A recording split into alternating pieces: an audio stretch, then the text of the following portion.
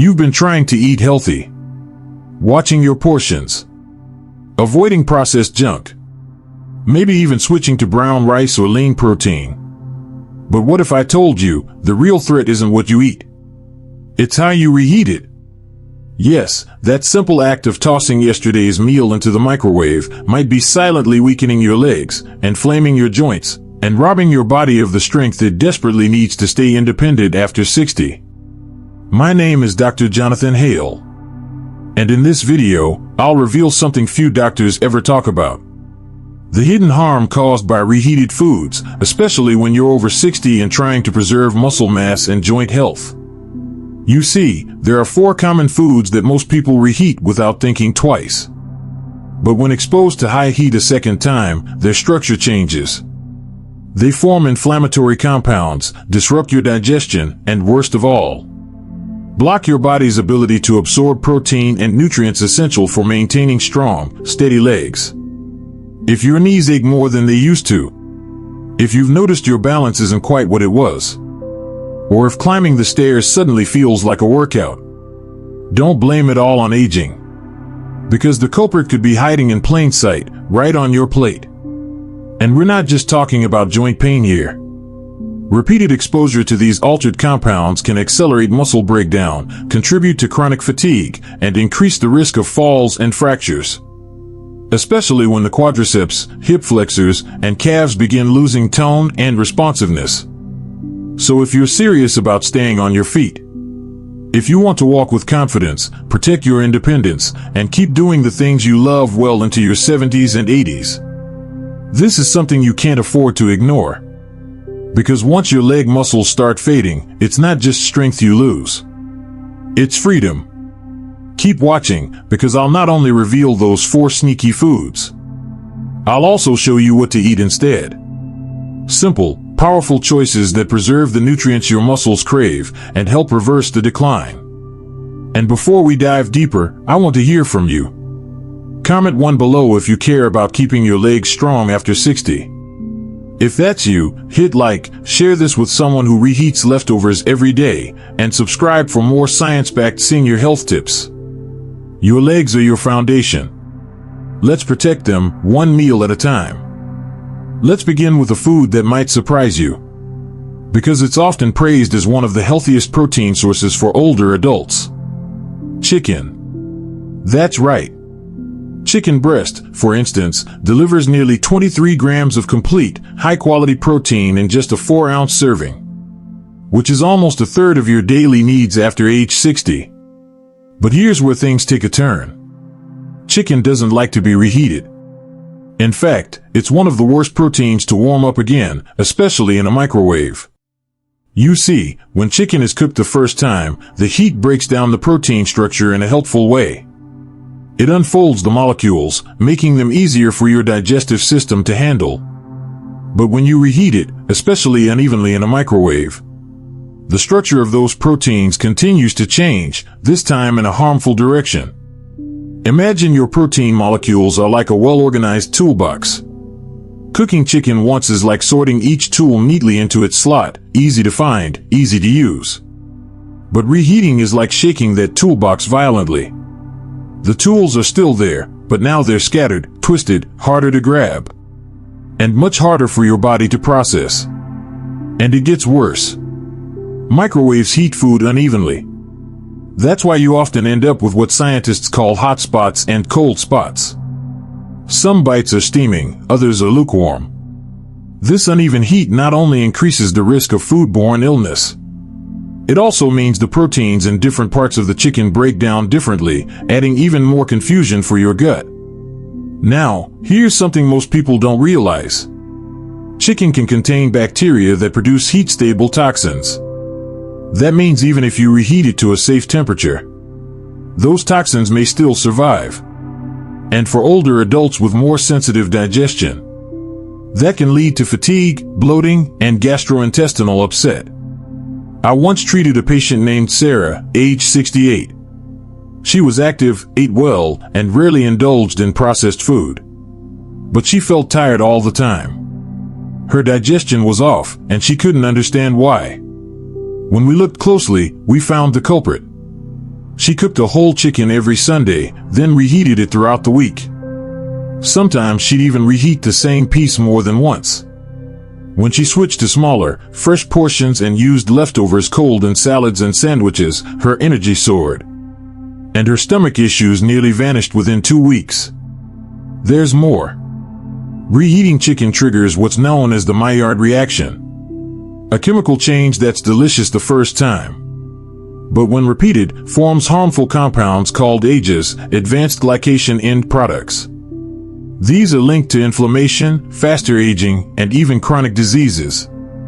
In short, they're exactly what you don't want if you're trying to protect your muscles, joints, and longevity. And don't forget, when your digestive system struggles to extract usable protein, you use more energy just to process your food. That means less energy for movement, stability, and healing. Over time, this creates a silent drain on your strength, especially in your legs and hips, where most age-related muscle loss begins. So, what should you do instead? First, avoid cooking massive batches unless you can portion and freeze them properly. Second, use cold leftover chicken in wraps, salads, or sandwiches. Third, if you must reheat chicken, only do it once, and make sure it reaches an internal temperature of 165 degrees Fahrenheit 74 degrees Celsius. Use a meat thermometer, don't rely on touch. And here's a smart tip, after reheating, let the chicken rest for 2 minutes. That helps the heat distribute evenly, stabilizing the proteins again. Still want variety and convenience? Try this approach. Roast a few chicken breasts for dinner, enjoy them fresh. Then slow cook a few chicken thighs and shred them cold for lunch salads. Maybe bake some wings to enjoy within a day or two. It keeps things simple, flavorful, and safe without damaging the very nutrients your muscles need most. Because after 60, every gram of protein matters. And how you treat that protein can either rebuild your strength or silently take it away. Food number 2, fish and seafood. We often hear that fish is a perfect food for older adults. And in many ways, it is. It's rich in high-quality protein. It delivers anti-inflammatory omega-3 fatty acids. It supports brain health, heart health, even mood stability as we age. But there's a hidden catch. Fish is even more delicate than chicken. And when you reheat it, especially improperly, it can go from healing to harmful in just a matter of seconds. Let me explain why. When fish is cooked the first time, its protein structure is already far more fragile than that of red meat or poultry. That's why fresh fish is tender and easy to digest. But the very same quality that makes it so gentle on your system also makes it incredibly sensitive to reheating. Once exposed to a second round of heat, especially in a microwave or stovetop, these fragile proteins break down too far, forming compounds that are difficult for your gut to handle. This can lead to uncomfortable symptoms like bloating, nausea, or that odd fishy aftertaste you sometimes get even hours after the meal. And that's just the beginning. What's more concerning is that reheating changes the amino acid profile of fish. Fish is naturally rich in amino acids like lysine and methionine, crucial for maintaining muscle mass and aging bodies. But with repeated heat exposure, these key building blocks can become less bioavailable, meaning your body struggles to absorb and use them. So even though you're eating a healthy protein, you may not be getting the muscle support you think you are. Worse still is the threat of histamine buildup. When fish is stored for too long after cooking, then reheated, natural compounds like histidine begin to convert into histamine through bacterial activity. And reheating won't eliminate histamine. It survives high heat and can trigger digestive distress, fatigue, and even inflammation, especially in older adults with more sensitive systems. Some fish are more prone to this than others. Tuna, mackerel, sardines, and salmon, ironically, the very fish we often eat for their health benefits, are also the most likely to create histamine issues when reheated. I remember one patient, Margaret, age 71. She was sharp, proactive, and ate what most would call a textbook healthy diet.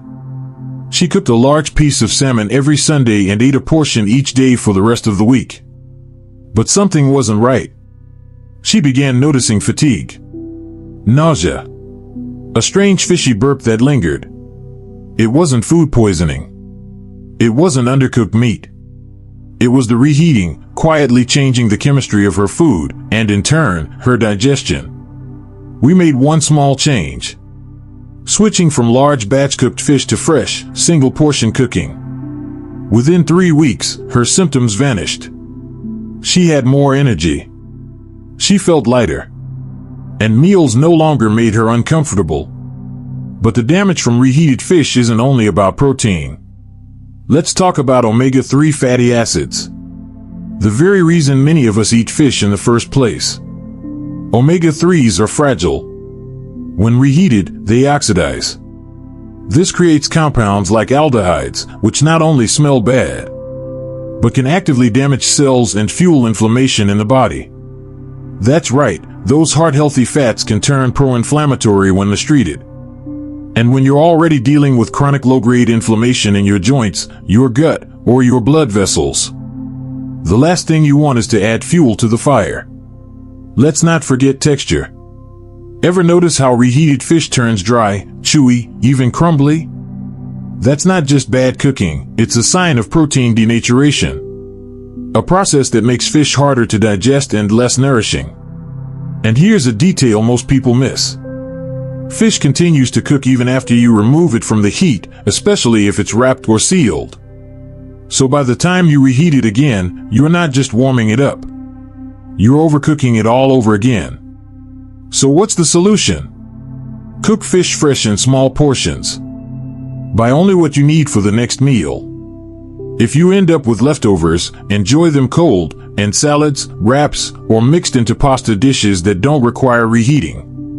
If you meal prep, be strategic. Grill or bake one portion for today. Use another in a cold fish salad for tomorrow. Turn the rest into room temperature fish cakes or serve flaked over cold soba noodles with vegetables. And if you must reheat fish, use the lowest heat possible. Steam it gently rather than nuking it in a microwave. Remember, your goal is to softly warm, not recook. And never reheat it more than once. Here's a practical tip my patients love. When buying fish at the market, ask the seller to slice it into single-serving portions before wrapping it. That way, you're never tempted to cook an oversized piece just because it came in one big cut. Food number 3, eggs. Now, this next one might come as a surprise. Because what food could be more innocent than the humble egg? It's nature's perfect protein. Each large egg provides all 9 essential amino acids in just the right ratios your body needs. Plus brain-nourishing choline, antioxidant-rich selenium, and just the right kind of fat to support healthy aging. But as perfect as eggs are when freshly cooked, they're equally problematic when reheated, especially for seniors trying to protect muscle strength and digestion. Let me explain why. Eggs have a unique vulnerability. They are extremely prone to bacterial contamination, particularly from a common bacterium called Staphylococcus aureus. Now, this bug is everywhere, on skin, in the nose, and most of us carry it harmlessly. But here's the danger. When you cook eggs, let them cool, and then reheat them later, you may be creating a perfect storm. The surface of the egg becomes a breeding ground for bacteria. And worse, even if you reheat the eggs hot enough to kill the bacteria, the toxins they've already released can survive the heat. These heat-resistant toxins can trigger nausea, vomiting, and diarrhea. Symptoms that can be particularly draining for older adults, and even dangerous if dehydration sets in. But the trouble doesn't stop there. From a protein perspective, reheating eggs is like taking a masterpiece and scribbling all over it. Fresh egg proteins are among the most bioavailable in the world, so good, in fact, that scientists use egg protein as the gold standard to compare all others. But that delicate structure? It's easily damaged. Reheat eggs, especially in the microwave, and their proteins warp. What was once a smooth, absorbable protein becomes knotty, dense, and resistant to digestion. Think of it like this. A freshly cooked egg is a finely woven fabric, soft, breathable, easy to work with. A reheated egg? It's like that fabric has been scorched and shrunk. Still there, but no longer usable in the way your body needs. And then there's the smell. Ever notice that sulfuric, slightly funky scent that comes from reheated eggs? That's not your imagination. It's the result of sulfur compounds breaking down. And while that smell might be tolerable, what's happening inside your gut often isn't. These compounds can irritate digestion, interfere with nutrient absorption, and even block uptake of certain minerals from your meal. Let me tell you about Helen, a 73-year-old patient of mine. She came to me feeling bloated, tired, and frustrated. Her diet looked clean, no fast food, no junk. But something wasn't right. As we talked, I learned she had a Sunday routine. She'd cook up a big batch of scrambled eggs or baked egg bites and reheat them each morning during the week. Sometimes the same portion was reheated twice if not finished. That habit, though well-meaning, was the root of her digestive distress. Within just 1 week of switching to freshly prepared eggs each morning, Helen's symptoms improved dramatically. Her energy came back. Her bloating was gone. She even said her brain felt sharper. This matters more than you think. For seniors trying to preserve muscle mass, eggs are one of the most affordable and effective proteins available. But if you reheat them, you're stripping away a lot of what makes them valuable. Worse, the unpleasant digestive side effects can turn people off eggs entirely, causing them to unintentionally lower their daily protein intake. There's also one more concern: oxidized cholesterol. Fresh eggs are not a problem for most people, even those watching their cholesterol. But reheating eggs, especially at high temperatures, can cause their cholesterol content to oxidize, creating harmful compounds that may increase the risk of inflammation and heart disease, particularly in older adults already managing cardiovascular conditions. So what's the solution? Good news, eggs cook quickly. You don't need to batch cook them. If mornings are busy, try boiled eggs. They store well in the fridge, can be eaten cold, and don't suffer the same structural damage when chilled instead of reheated. Boiled eggs keep their protein intact, no funky smells, no sulfur breakdown. Love egg-based dishes? Try cold egg salads, or use chopped boiled eggs in sandwiches, wraps, or as a topping on salads. The key is to keep them cold, or cook fresh. Here's a trick my patients love. Prep the ingredients, not the eggs. The night before, chop your veggies, shred some cheese, set aside spices. Then in the morning, it only takes 2 to 3 minutes to cook a fresh egg dish with all the trimmings. You get the convenience of meal prep without sacrificing quality. Even better, invest in a mini egg cooker or steamer. You can soft boil or poach eggs in minutes. Scrambled eggs? Done in less time than it takes to reheat leftovers. Fresh always wins. Comment 3 if you've been batch cooking eggs without realizing the risks. And tell me in the comments, did this change how you think about your breakfast? If it helped, tap like to support the channel. Share this video with anyone who preps eggs in advance. And subscribe so you don't miss the next installment. Because in food number 4, we'll look at a common vegetable that might be making your legs feel weaker and stiffer after every reheated meal. Food number 4, reheated rice. You might be thinking, but Dr. Hale, rice isn't even a high-protein food. Why talk about it in a video about muscle health? And that's a fair question. But here's the surprising truth. Rice plays a much bigger role in your body's ability to use protein than you think. You see, while rice itself doesn't deliver much protein, it's often the base of meals that do. Chicken and rice casseroles. Fried rice with eggs. Grain bowls topped with beans, fish, or beef. Even humble leftovers with chicken or tofu on top of a rice bed. And when that rice is reheated incorrectly, it can quietly sabotage your body's ability to absorb the nutrients in those proteins. Especially in older adults, when digestion is already more delicate. But there's more. Rice carries a danger of its own, and it's one that becomes more serious as we age. You may not know this, but rice can harbor bacterial spores, specifically from Bacillus cereus. These spores are remarkably tough. They can survive the cooking process, then multiply rapidly if the rice is left sitting out at room temperature, even for just a few hours. But here's the part that's truly alarming. Even if you reheat the rice until it's steaming hot, the toxins those bacteria have already released cannot be destroyed by heat. They're heat stable, meaning they're still active in that nice, hot bowl of rice you just warmed up. And these toxins can trigger two distinct types of food poisoning. One causes nausea and vomiting within a few hours. The other causes cramps, diarrhea, and stomach pain that can last the entire day. There's even a name for this among food safety experts: fried rice syndrome. It's one of the most common causes of reheated food-related illness. And it usually happens when cooked rice is left out too long, then reheated later.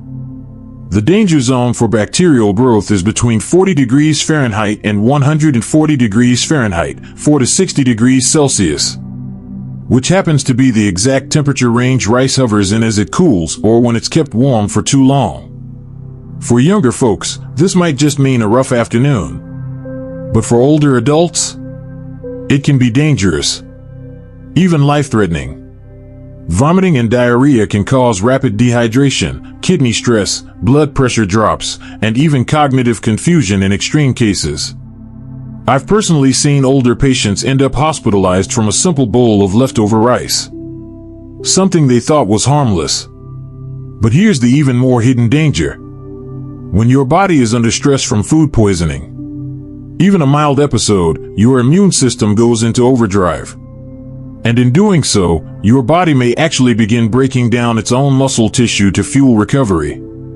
That means not only are you not absorbing nutrients from your meal, you're actually losing muscle in the process. It's the exact opposite of what your body needs after 60. When maintaining leg strength, stability, and mobility becomes essential for independence. And when rice is reheated repeatedly, it also becomes harder to digest. Its structure changes. It can turn dry, stiff, or gummy, which puts even more strain on your digestive system. The result? More energy spent digesting, less energy going toward maintaining muscle. That's not all. Reheated rice also loses its ability to support the absorption of fat-soluble vitamins. Vitamins A, D, E, and K, which are crucial for joint health, bone strength, and muscle performance. Without proper absorption, even a nutritious meal becomes incomplete. So what can you do? The good news is, this problem is fixable. But it requires changing a few common habits. Never let cooked rice sit out at room temperature for more than 1 hour. Cool it down quickly by spreading it in a thin layer on a white plate or tray. Then store it in the refrigerator immediately. Use refrigerated rice within 24 hours, no exceptions. I know it sounds wasteful, but your health is not worth the risk. If you find yourself regularly tossing old rice, consider cooking smaller portions more frequently. Only reheat rice once, and make sure it's piping hot, with visible steam rising throughout. Never reheat a portion that has already been warmed once. And if rice has been in the fridge for more than a day, don't reheat it. Toss it. If you love the convenience of having rice ready to go, here are some smarter options. Try quick-cook whole grains like quinoa, bulgur, or rolled oats. These cook in minutes and are safer to prepare fresh. Invest in a mini rice cooker that can make single servings in under 20 minutes. That's often faster than reheating leftovers safely. Many of today's rice cookers even come with a timer, so you can have fresh, steaming rice ready for breakfast or lunch without lifting a finger in the morning. Comment 4 if you've ever had leftover rice in your fridge for more than a day. Honestly, most of us have. Now, let me share a few practical strategies that can help you keep the convenience of meal prepping without sacrificing your muscle strength or digestion. These solutions aren't about turning your life upside down. They're designed to fit into your current routine, not fight against it. Because I know that for most people, completely overhauling the way you cook just isn't realistic. And it doesn't have to be. 1. Embrace the cook and eat fresh philosophy strategically. This doesn't mean cooking from scratch every time. It means being intentional about when to cook fresh and when to use leftovers. Let's start with chicken and other proteins. Instead of cooking a large batch to reheat all week, consider preparing them in cold-friendly formats. Roast a whole chicken on Sunday. Eat part of it hot, then use the rest for cold salads, sandwiches, or grain bowls later in the week. Cook different cuts in different ways. Roast thighs for immediate meals. Poach chicken breast to shred cold for salads. Slow-cook drumsticks to pull and add to soups, right before serving, no long reheating required. One popular method among my patients. Prepare a protein base once, then use it in multiple cold or gently reheated dishes without overcooking it. 2. For fish, buy small portions more often. Visit the market more frequently and purchase just enough for 1 to 2 meals. Many stores now offer single or double servings of fish, and while the price per pound may be higher, the health benefits are worth it. Or buy individually frozen fish fillets, defrost only what you need. If you shop near a seafood counter, build a relationship with the staff. They can point you to the freshest catches and even prep them by portion size for your needs. 3. With eggs, use their quick cooking power to your advantage. Keep pre-chopped veggies in your fridge so you can throw together a fresh omelet or scramble in just minutes. Boiled eggs are your best friend. Cook a few ahead of time and use them in cold meals, salads, snacks, or egg-based spreads without needing to reheat. A fun tip my patients love? Create a rotating lineup of egg salad bases using boiled eggs. Add curry powder for an Indian flair. Toss in herbs and lemon for a Mediterranean twist. Mash with avocado for a creamy, modern texture. No reheating required, just fresh flavor every time. 4. For rice and grains, go small and fresh. Consider investing in a mini rice cooker that makes just one portion at a time. Many of these can cook fresh rice in under 20 minutes, often faster than safely reheating leftovers. Or try quick cooking grains like instant brown rice, quinoa, or bulgur wheat. Many only need boiling water or broth, no stovetop, no fuss. Here's another strategy that many of my patients find helpful. Split your week into fresh cooking days and cold meal days. On fresh days, cook simple, quick meals using the techniques we've just talked about. On leftover days, focus on foods that are safe and nourishing to eat cold or can be warmed once, gently. You can also build template-style meals so you're not reinventing your plan every time. Protein plus veggies plus quick grain. Salad plus protein plus healthy fat. Having these frameworks makes it easier to cook fresh without having to start from scratch every time. Keep your pantry stocked with smart add-ons. Canned beans to toss into salads. Pre-cooked whole grains you can use cold or warm once. Nuts and seeds for protein and crunch. High-quality oils and vinegar to make any meal taste like restaurant food. If you're someone who prefers to prep in advance, focus on prepping components, not full meals. Wash and chop vegetables. Prepare a big batch of salad base. Cook grains to store and eat cold.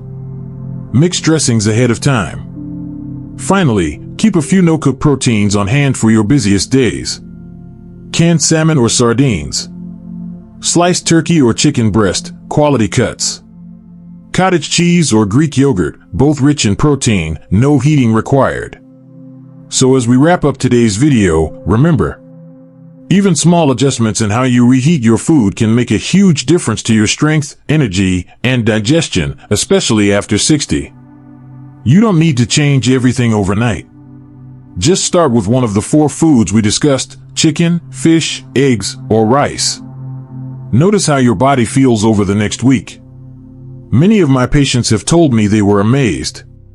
More energy. Less bloating or pain. Better balance and stability.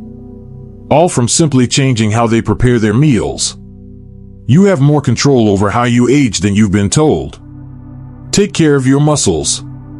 Protect your strength. And continue making simple, smart choices that help you stay independent, mobile, and full of life. I'll see you in the next video, where we'll explore the best muscle-building foods after 60, including some you've probably never thought of. Until then, stay strong, stay curious, and keep moving forward.